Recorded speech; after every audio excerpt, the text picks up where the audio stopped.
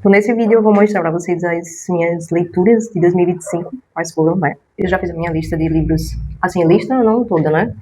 Aquela lista de 12 livros para 2026, que eu fiz no ano passado, né? Em 2025 também, eu fiz 12 livros para 2025. Eu fiz essa lista aqui, ó, 12 livros para 2025, e eu li todos os livros que eu tinha colocado, que foi Amor de Elite, que eu peguei emprestado da minha amiga, Tito Agostinho, que também foi emprestado dessa minha amiga, que é Memórias de uma Infância Química, do Oliver Sacks. Walden, do H.D. Thoreau, sei lá, enfim, Thoreau. Maquiavel Pedagogo, do Pascal Bernardin. The Man Who Disappeared, do Kafka. Agincourt, não sei como é que se pronuncia aqui, da Juliette Barker. Melhores Contos, volume 2, do Lovecraft. Memórias de um Sargento de Milícias, do Manuel Antônio de Almeida. O Pai Goliath, Balzac. Teatro do Machado de Assis, Taras Bulba de Gogol e O Cérebro que se transforma de Novamente. Mas nesse vídeo eu vou pela sequência, assim, das minhas leituras ao longo do ano de 2025. Eu queria ter lido, em média, 2 livros por mês, o que não foi possível, porque o meu fim de ano foi conturbado, digamos assim, os últimos meses, assim, de 2025. Eu estava terminando o e-book, tentando terminar o mais rápido possível, porque eu já estava atrasada, e levando minha gata para a veterinária. Ela ficou internada algumas vezes, né? Ela, enfim, passou uma semana, depois, tipo, indo e vindo para a veterinária. Depois passou uma semana na internada. E, enfim, eu não tava com cabeça, com a mente para ler, tava muito mal, porque eu achei que ela não ia sobreviver. Então eu li 22 livros, né, em 2025. Acho que foi um número até razoável. Eu sei que tem gente que lê mais de 80, 100 livros, sei lá, por ano. E em 2024, eu decidi fazer as anotações das minhas leituras, porque eu queria que cada livro fosse uma leitura aprofundada, digamos assim, né? Não tão aprofundada assim, mas, tipo, que eu pudesse escrever sobre cada leitura, sobre cada livro que eu lia, porque eu percebi que muitos livros que eu li no passado eu não lembro. Então, anotando eu consigo lembrar mais. E se eu esquecer, caso eu esqueça, eu volto para anotação e só leio a anotação ou, né, o livro todo sublinhado lá, porque eu gosto de sublinhar os meus livros. Então, o primeiro foi o Tio Agostinho, Memórias de uma Infância Química, do Oliver Sacks. Esse livro, inclusive, fez parte do projeto de ler 2 horas por dia, né? Então, assim, Tio Agostinho foi uma leitura incrível. Antes de Oliver Sacks, né, de se aprofundar aí na neurociência, ele meio que foi um químico mirim, né? Na época dele tinha acesso a produtos químicos, poderia, né, fazer uma oficina, digamos assim, um espaço para fazer experimentos químicos. Então, na sua época de infância, ele tinha essa liberdade, né, de brincar com os produtos químicos e tudo mais. Mas aí veio a Segunda Guerra Mundial e todo aquele medo, né? Então, não foi mais possível ter acesso a isso. E ele perdeu a graça, assim, da química, porque ele gostava de usar mesmo os elementos químicos, né? Mas é muito interessante porque você vê esse contexto da Segunda Guerra Mundial. Era uma criança excepcional, assim, uma criança fora da curva, né? Pelo contexto ali dos seus pais, né? Que eram cientistas também, né? Eram médicos. E seu tio também, né? Por isso que se chama Tio Tungstênio. Ele escreve de uma forma muito, assim, com encantamento, sabe? Todas as pessoas ao redor dele, todos os adultos, né, da família, eram envolvidos com ciência. Despertou um pouco o interesse dele, mas também porque ele tinha um interesse nato, assim, de conhecer as coisas também. Maquiavel Pedagogo ou O Ministério da Reforma Psicológica. Eu, assim, me decepcionei com essa leitura, assim. Tem muito registro, assim, extratos da documento, acho que da Unesco, digamos assim, sobre educação e tudo mais. A gente sabe que a educação, como um todo, é uma forma de manipular, né? Isso aí não é novidade para ninguém, né? Uma forma de formar as pessoas, de ter uma visão, um viés, de certa forma, ideológico ou político, sem questionamentos, sem críticas e, enfim, pessoas, né, que já passaram pela escola ou que já passaram por certas universidades, né, podem constatar isso, né, as pessoas um pouco mais críticas ou pessoas com ideologias diferentes da vigente na educação, no ensino, né, em si, podem observar isso, mas, né, e isso era como é que se diz? Era um interesse meu, assim, um tópico interessante, assim, de buscar conhecimento, né, de buscar informações, mas esse livro, sob o meu ponto de vista, ele foi muito fraco. Ele trouxe o contexto ali da França, se eu não me engano, só que de uma forma rasa, né? Eu acho que seria interessante que se fosse um livro em conjunto com outros autores para falar sobre esse assunto em outras partes da Europa, em outras partes do mundo, né? Mas teve mais extratos da Unesco do que o livro em si sobre o assunto. Walden, ou A Vida nos Bosques, do H.G. Thoreau. Essa foi a minha terceira leitura. Eu sempre quis ler esse livro, tinha anos já. Foi uma leitura realmente que me cativou muito, porque ele tem partes assim que ele descreve bem a natureza, né, ali do Lago Walden, dos animais e da interação que ele tem com os animais, a interação que ele tem com a natureza. Traz essa questão do essencialismo, né? De você, tipo, se contentar, não é bem essa palavra, mas assim, de você viver de fato a vida como ela sem, tipo, grandes tecnologias, ou sem complexidades, sem ter muitas coisas, sabe? Essa questão, assim, de ser o essencial puramente, né? De você ser uma pessoa essencial e de você ter, né? De ser e também de ter apenas as coisas essenciais, digamos assim. Tem muitas críticas, né? A sociedade do consumo traz algumas reflexões. E para quem gosta de natureza, eu acho interessante também ler, porque ele traz, assim, detalhes, assim, da vida selvagem, né? Da vida ali no bosque onde ele está morando, enfim. A Morte de Ivan Ilitch, do Leon Tolstói. Incrível livro que, para você refletir sobre o que você tem feito, assim, quais são os valores que você tem dado na sua vida. Qual é o valor que você, tipo, poxa, eu valorizo muito o meu trabalho, porque pelo dinheiro, pelo status, né? No caso do Ivan Ilitch, era por isso, né? Era também pela sociedade, para mostrar que tinha uma casa, que tinha a melhor decoração, e foi, né, ajeitando uma casa onde ele estava se mudando, fazendo uma decoração, que ele caiu e ficou doente, teve algum órgão lá que, enfim, ficou muito doente e até chegar à morte, né, em si. E daí ele viu quais eram os valores, o que ele estava, tipo, colocando como valor, e ele percebeu que nem a sua família estava dando valor a ele. Ele estava valorizando o trabalho, o dinheiro, o status, né, o status social e, enfim, no final morreu assim, sem a atenção da família, digamos assim, né? Ele tinha um criado que dava mais atenção a ele, né? E, enfim, tinha valores mais genuínos, mais, né, sensíveis ao ser humano, mais humanos, do que a família dele. Então, é uma grande reflexão. E é um livro curto, assim, Tolstói, ele é econômico nas palavras, mas ele é muito significativo. Ele é econômico, mas é significativo. Ele fala muito com poucas palavras. É aquela questão de você, da escrita literária, né? Não, você mostrar e não falar, né? Essas reflexões, não é reflexão de Tolstói, é o que a gente faz sobre o que Tolstói escreve. Então, ele é um gênio. Ele não reflete para você, ele te mostra para você, ele dá uma lupa, assim, para você perceber. The Man Who Disappeared, que é América, que é mais conhecido como América, do Kafka. Vai ser muito difícil falar sobre esse livro, assim, sintetizar, assim. Parece que ele foi o primeiro livro, digamos assim, que Kafka começou a escrever, porém ele não terminou, como todos os outros livros, praticamente, do Kafka, né? Que ele faleceu antes de ter finalizado. E esse livro, ele tinha pedido para um amigo dele queimar quando ele falecesse. Então ele pediu para queimar o trabalho e o amigo desobedeceu às ordens. É um pouco diferente dos outros, mas ao mesmo tempo não tão diferente assim. Porque ele traz uma narrativa ali de um garoto que vai atrás de trabalho e ele vai mostrar a mazela, né, de estar desempregado, de não ter emprego, de, tipo, ser um estrangeiro, ser um imigrante no país, né, nos Estados Unidos, nesse caso, e ser um cara totalmente fora, né, da cultura.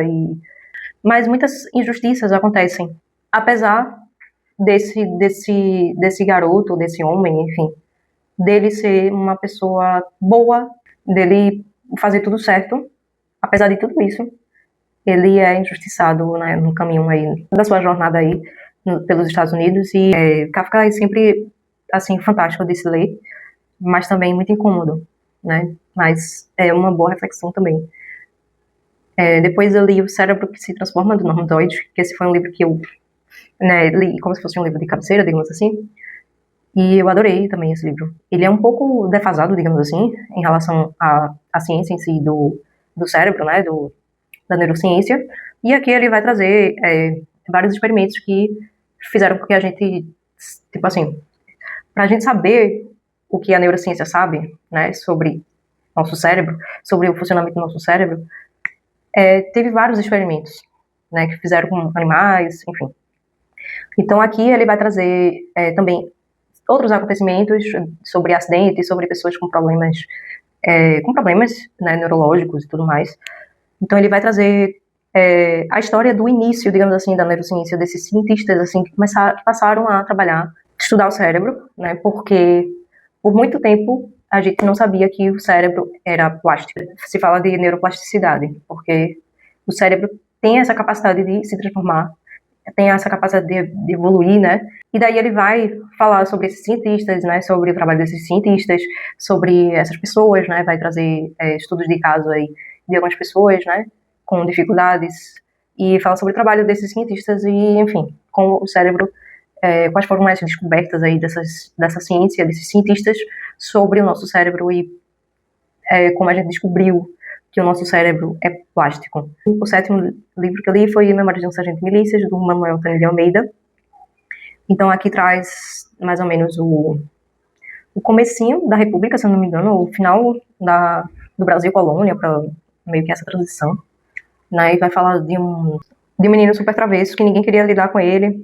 É um retrato, assim, de uma época, né, do nosso Brasil, né, a gente meio que se teletransporta para aqueles tempos, né, vendo a saga desse menino, as peripécias que ele faz, todos os outros, a complexidade de dos outros personagens, né, que rodeiam esse menino, e umas pinceladas críticas e sarcásticas da política na época, né, de como funcionava ali né, a política, digamos assim. Então a gente tem essas pitadas, né.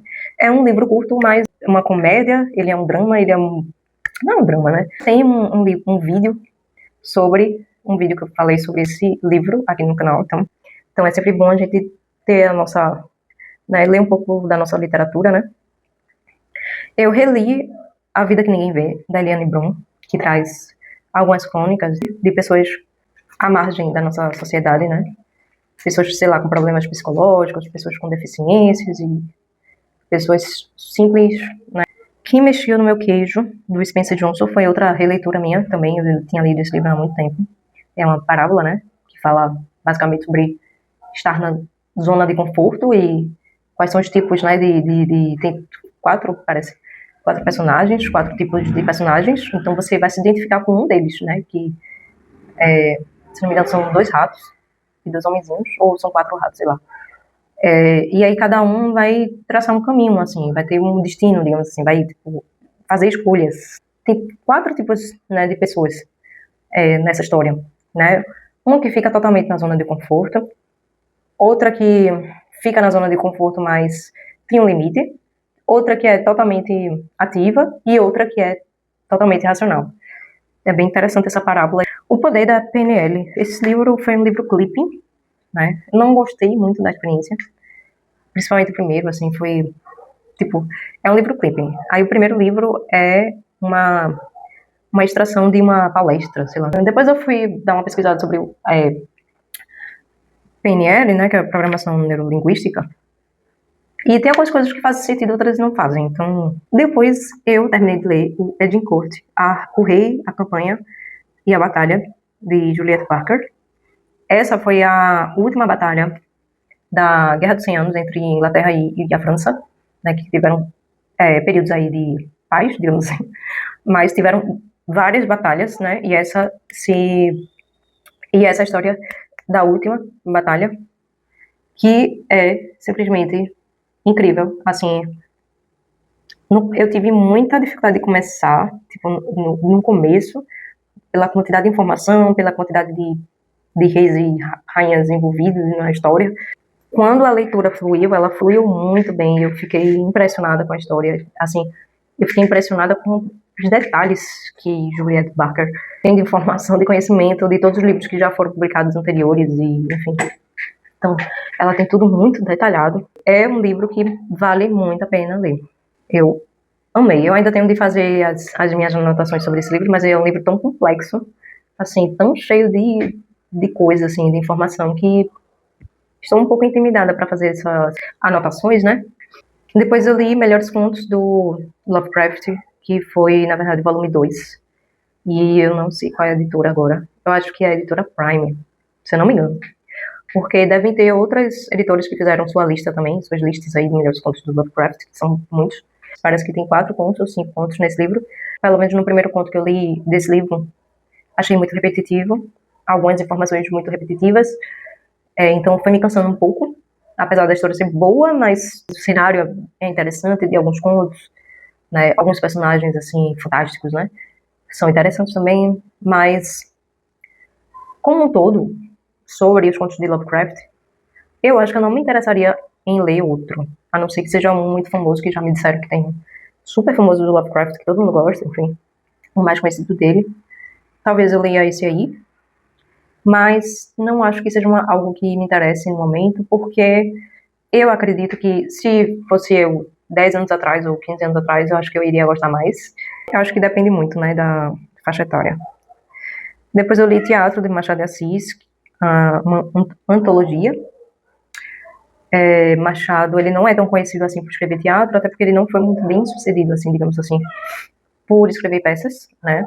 Porque até teve um crítico, um amigo dele crítico, que disse que as suas peças eram melhores em livros do que em peças teatrais mesmo, assim, sendo ensinadas, né, no teatro. Eu gostei de alguns, outros não tanto.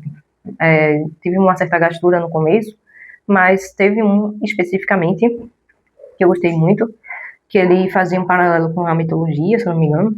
E depois eu reli também, outra releitura, mas eu estava muito curiosa para reler esse livro, porque eu não lembrava de... Eu lembrava pouquíssimo, assim, da história, até porque é muito difícil, realmente, de você lembrar, assim, de detalhes. Por quê? Magic, The Gathering, A Floresta Murmurante, do Clayton Emery, é do universo Magic, né? Eu não sei se foi escrito por um fã de Magic, provavelmente. E aqui ele vai trazer vários elementos, vários personagens, né? Elementos aí do jogo, né? Do Magic. E vai ter magos, vai ter elfos, vai ter criaturas, enfim, várias criaturas. Uma aventura atrás de aventura, né? Já começa uma batalha entre magos. É uma aventura atrás de aventura e não tem muito descanso, assim. Né? A gente vai acompanhar aí 2 irmãos. Eles vão viver aventuras, assim, incríveis, porém dramáticas, né? Vários personagens desse livro vão morrer, a família toda praticamente dele vai morrer, e muitos personagens vão morrer, acontece muita desgraça, né? Acontecem muitas batalhas. Para quem gosta, assim, do jogo, ou para quem gosta de um livro de aventura, ou para quem gosta, né, desse universo, né, de personagens fantásticos, eu super recomendo, né? Se você conseguir encontrar esse livro em algum lugar. Depois eu li O Pai Goriot, do Balzac. Eu tava com muita vontade de ler qualquer livro do Balzac, porque Balzac simplesmente é fantástico. Eu adoro ler Balzac. É incrível a profundidade dos personagens de Balzac. Eu fico simplesmente encantada, né, com como o Balzac consegue construir seus personagens de uma forma, ao mesmo tempo, caricata quanto profunda. O Balzac, ele escreveu tantos livros, ele foi tão produtivo escrevendo livros, que o cara era uma máquina, né? E esse livro, especificamente do Balzac, eu acho que provavelmente vai ser um dos meus favoritos, ou o meu favorito, né, dos livros dele. Eu li poucos, eu não posso dizer também muita coisa. Do pouco que eu li, eu acho ele incrível, e com certeza eu vou ler mais coisas do Balzac, mas, assim, ele vai trazer um cenário, vai trazer uma situação, vai trazer aquela sociedade doentia, vai trazer um personagem mais profundo. Depois eu li Taras Bulba, ou é Taras Bulba, não sei, do Nikolai Gogol. Esse livro também é incrível. O Gogol, ele vai trazer um contexto histórico ali no território da Ucrânia, que fora um território da Rússia. E ele vai trazer a história, né, desses cossacos, que, enfim, tem um contexto histórico, tá? Não é, tipo, é uma história talvez inspirada em fatos reais, né? Mas é uma história fictícia, tá? mas ela tem um contexto histórico que aconteceu, né, esses cossacos, né, existiram, tem toda uma história deles pregressa, né, que eu não vou falar aqui, até porque ele não fala sobre isso, ele não vai aprofundar isso, não vai abordar isso no livro, mas sim, existe uma história aí dos cossacos, né, que eles estavam naquele território ali fugidos, né, porque eles eram cristãos ortodoxos e tinham os cristãos católicos, enfim, e eles foram perseguidos, digamos assim. Então, eles meio que se tornaram guerreiros, defendendo sua religião, né, seu cristianismo ortodoxo, defendendo eles de todos, né, contra todos. Então, eles não tinham uma lealdade, né, eles não tinham uma fidelidade em relação a alguma nação, ou, enfim, eles eram fiéis a eles mesmos. Então, eles batalhavam contra todos os outros, seja árabe, seja turcos, seja judeus, seja, enfim, eles tinham uma certa organização bem simples, digamos assim, mas eles não tinham piedade, digamos assim. E essa é uma história impressionante porque o Taras Bulba é esse velho de guerra, digamos assim, entre os cossacos. Ele quer que os dois filhos dele tenham essa experiência de guerra, tenham essa experiência, assim, de guerrear e matar, e, enfim, de estar em uma batalha. Então ele vai junto com esses filhos e resolve também seguir, né? Também entrar na batalha e começar uma guerra. Então ele incitou a guerra, porque quando eles chegam lá numa espécie de quartel-general, eles estavam em paz. Mas Taras Bulba disse, não, a gente precisa defender, e, enfim. Um dos filhos de Taras Bulba vai acabar ajudando uma pessoa que ele conhece do outro lado, né, dos poloneses. Eles estão passando fome, eles estão com a cidade sitiada, né, porque os cossacos estão ali, se eles saírem eles morrem, e eles não têm comida, eles estão morrendo literalmente de fome. Alguns já estão mortos, outros se suicidam mesmo. E um dos filhos do Taras Bulba, que tinha um certo interesse por uma menina que estava lá do outro lado, ele vai levar comida para ela, e ele não volta. Acontece uma grande história, né? Uma história épica. Depois eu li A Revolução Quilombola, Guerra Racial, Confisco Agrário e Urbano, Coletivismo, do Nelson Ramos Barreto, sobre um decreto que tentaram o governo Lula, né?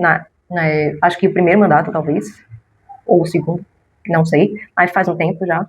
Ele tentou colocar um decreto, um projeto, enfim, um decreto. E esse decreto ele dizia assim, que as regiões onde eram de quilombos, que eram tipo, historicamente de quilombos, eles seriam distribuídos para os descendentes, né, dos quilombolas. O que aconteceu na prática foi a região, né, onde foi considerado de quilombos, foi tipo mero achismo, assim, do INCRA, do sei lá o quê, enfim, dos órgãos, né, que estavam trabalhando ali para o governo.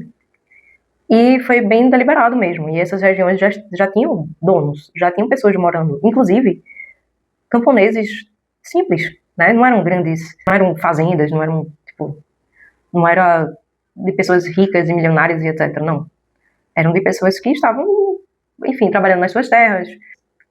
Dependendo do lugar, eles diziam, por exemplo, chegava lá e dizia, olha, essa terra aqui não é sua, você vai ter de sair. E chegou uma carta ali do nada e ninguém estava sabendo nada. Não foi divulgado pela mídia, nem nada. Ninguém estava sabendo nada. E de repente, essas pessoas recebem uma carta dizendo que o seu território precisa ser desapropriado, digamos assim, porque era área de quilombo. E como é que eles iriam delimitar o que era área de quilombo e o que não era? Muito difícil, né? E do outro lado, eles, por exemplo, diziam assim, você quer uma terrinha de, tipo, tantos, sei lá, uma terrinha de tanto metro quadrado, sei lá, enfim. Então é só escrever seu nome aqui. E ao escrever o nome, essa pessoa que estava, tipo, concordando em ter uma certa terrinha para poder morar, para poder trabalhar na sua terra, essa pessoa não sabia que estava se autodeclarando uma pessoa, tipo, descendente de quilombola. Então, simplesmente ninguém estava sabendo de nada, e as pessoas que estavam assinando também não sabiam de nada. Tu vai assinar aqui, vai ganhar um pouquinho disso, ou então, tipo, para você receber uma cesta básica, você assina aqui, e aí essa pessoa, ao assinar, estava se autodeclarando quilombola. Mas esse decreto ele foi derrubado porque o próprio pessoal do governo não estava sabendo, e eles meio que analisaram melhor a situação do decreto e tudo mais, e derrubaram. não aconteceu, né? Ele não chegou de fato a acontecer. Depois eu li Knoop, do Hermann Hesse. Eu costumava ler muitos livros do Hermann Hesse. Não li todos, né? Eu li Roshalde, li Demian, Lobo da Steppe, li outros livros dele. Vai contar a história do andarilho, que tem esse apelido de Knoop. E ele é um cara muito fora da curva, né? Ele é um cara que ele é um andarilho, ele não tem casa, ele não tem um lugar para ficar o tempo todo. Ele simplesmente depende da boa vontade dos amigos dele, né, de ficar um tempo na casa dos amigos dele. E ele conhece muita gente, né? E ele viaja muito e conhece alguns lugares, né? E ele vive por aí andando mesmo. E apesar dele ser andarilho, ele é uma pessoa elegante, né? O que só pode acontecer na literatura, porque é interessante porque traz várias reflexões, né, sobre não pertencer a uma sociedade que uma vida normal, uma vida com etapas. Mas, ao mesmo tempo, ele é um cara complexo. A gente vai depois conhecer um pouco da história dele no final. Não foi um dos melhores livros do Hermann Hesse que eu já li, mas eu acho que é um bom início, assim, para quem está querendo conhecer Hermann Hesse e nunca leu Hermann Hesse. Eu acho que eu recomendaria primeiro esse livro aqui e depois outros do Hermann Hesse, mas eu acho que O Lobo da Steppe não é um bom início, assim, para quem quer começar a ler Hermann Hesse. Depois eu terminei de ler, né, Mulheres Apaixonadas, do D.H. Lawrence, que esse livro, ele me chocou um pouco, assim, no final do livro. Eu tenho algumas misturas, assim, de sentimentos em relação a esse livro. A gente vai acompanhar a história de duas irmãs. Elas vão se interessar cada uma por um homem, digamos assim. E são personagens complexos e, psicologicamente falando, também. Vão acontecer algumas coisas. Tem diálogos muito profundos, reflexões meio profundas, mas, ao mesmo tempo, tem um excesso de intelectualismo nesse livro. Tem uma personagem, inclusive, que quer se mostrar ser intelectual, ser cult, enfim. Ela tem uma personagem que é assim, que ela é chata, que ela é, enfim, querendo, né, ser uma conhecedora, assim, do intelecto. Mas, ao mesmo tempo, esses personagens, eles são muito, muito psicológicos. Foi trazendo para um lado, no final do livro, entre dois personagens, que eram um casal, que aconteceu de uma forma estranha. Então, assim, eu fiquei um pouco confusa, né? Não em relação à narrativa, à história em si, mas em relação a, não sei se a escolha do autor de ter escrito a história dessa forma, ou se ele quis um final chocante, ou sei lá. Mas fiquei muito confusa, assim, pelas escolhas, assim, no final do livro. Imagens que falam do Irão Mendes, Arte Sacra na Cultura Brasileira. Esse livro foi muito interessante ter lido também. Qual é a nossa história em relação à arte sacra, à religião como um todo? Porque nós fomos colonizados. A gente veio de uma história, assim, dos europeus, que vieram e trouxeram, né, a sua religiosidade e a sua representação da religião, e cada religião representa, por exemplo, Jesus ou Maria de uma forma. Qual é a nossa própria identidade, né, em relação à sacracidade, né, em relação ao sagrado, ao que é sagrado, e como é que a gente representa isso, como é que as diferentes culturas representam cada aspecto da religiosidade, né, Jesus, Maria, enfim, como é que a gente interpreta, né, e tem coisas bem interessantes, assim, da nossa cultura, inclusive de colocar imagens ao longo das estradas. Não sei se vocês já perceberam, quem já viajou pelo interior, não é exatamente cultuar a imagem em si, né, é o que representa. Acho que é um livro que vale super a pena. Eu não sou uma pessoa religiosa, mas sobre o aspecto cultural, histórico, é bem legal esse livro, bem interessante. Eu tô sendo, enfim, sugada pelos muriçocas. E eu li Partículas Elementares, do Mikhail, não sei pronunciar. Eu gostei muito desse livro também. Vai ter dois personagens aí que são irmãos, são meio irmãos, são irmãos, né, tipo, da mesma mãe, porém de pais diferentes. E cada um é muito diferente um do outro. São personagens complexos com seus problemas psicológicos, com suas, sei lá, seus caminhos totalmente diferentes, né? Assim, suas escolhas diferentes.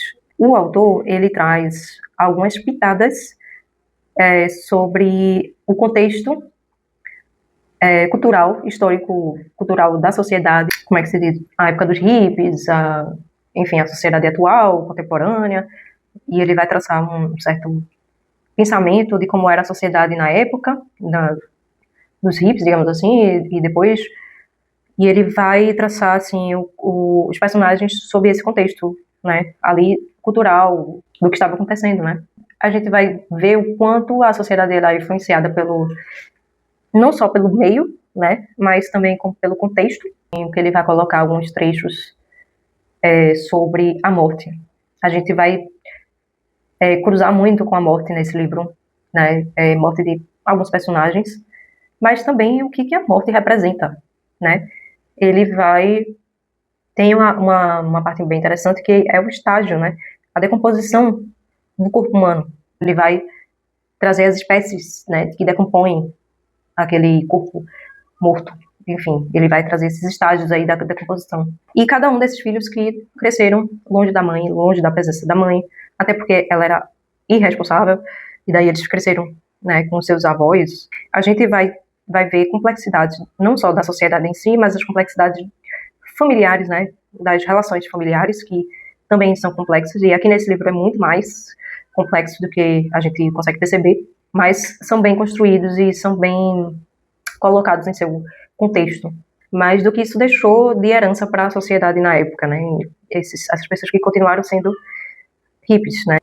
Tem um filme baseado nesse livro, eu não sei dizer para vocês se eu gostei muito, porque ele tem partes do livro nos personagens, mas não exatamente são daqueles personagens no livro. No filme são outros. Só para que parte do livro tenha um lugar no filme, porque o livro é complexo, não sei se daria para escrever uma minissérie, mas no filme seria complicado. E daí ficou um pouco costurado assim no filme. E por fim, eu terminei de ler O Brasil, uma história, A Incrível Saga de um País, do Eduardo Bueno.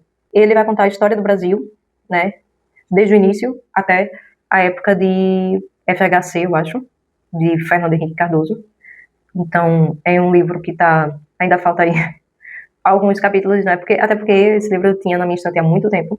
Incrível. Livro incrível, contada de forma sarcástica também. Um panorama, né, um panorama geral, assim, da nossa história. E é bem complexo, mas é bem contado. Fiquei muito feliz de ter lido, porque eu conhecia pouquíssimo, assim, da nossa história e também da nossa história em relação à política, né? A política brasileira, que tem toda uma história também, não é de hoje. Toda essa confusão, né, sempre existiu, na verdade. Esses extremos ideológicos, degravação incrível, ilustrações muito bem ilustrado, e ajuda muito bem também a entender tudo. Recomendo. Não sei se tem uma versão atualizada desse livro. E basicamente é isso. Foram esses 22 livros, né? Eu não sei como é que eu vou editar esse vídeo, porque deu mais de 1 hora. Mas eu pretendo ler mais esse ano, de 2026. Eu já fiz a minha lista de 12 livros para 2026. Eu fiz um shorts, né? Ao invés de fazer um vídeo, porque não estava dando para fazer vídeo. E daí eu fiz os meus 12 livros para 2026. E eu finalizei, inclusive, um deles. Basicamente é isso.